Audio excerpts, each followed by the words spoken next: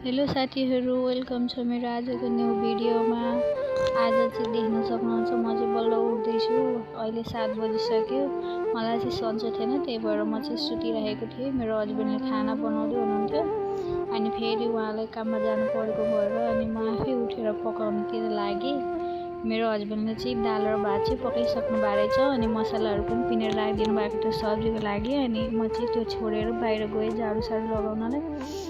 अनि बाहिर आँगनमा झाडु लगाएर आफू फ्रेस हुनलाई गएँ। मलाई चाहिँ पेट दुखिरहेको थियो। तपाईहरुलाई थाहा छ म अहिले चाहिँ प्रेग्नेन्ट छु नि त, अनि त्यही भएर मर्निङ सिकनेसहरू भइराखेको हुन्छ कि त्यही भएर। अनि भान्सामा गएँ, त्यहाँ चाहिँ तेल सकिएको रहेछ अनि तेल पनि मैले खनाएँ। त्यसपछि आज चाहिँ हस्बेन्डले चाहिँ अचार बनाएर राखिदिनु भन्नुभएको थियो, तर मैले चाहिँ सिमला मिर्च पकाइदिन्छु भनेर त काटेर भुटेँ। अनि यता बिस्तारा मिलाउनतिर लागेँ आफ्नो कोठामा। बाबु चाहिँ मोबाइल हेरिरहेको थियो। धन्न मोबाइल हेर्छ र काम गर्न सजिलो हुन्छ। अनि यता काम गर्न बिस्तारा मिलाएर भ्याएर अनि भित्र हेर्न गएको त मेरो सब्जी चाहिँ रेडी भइसक्यो रहेछ है। यस्तो देखिएको थियो मेरो सब्जी चाहिँ। अनि मैले चाहिँ दाल पनि झानिसकेँ।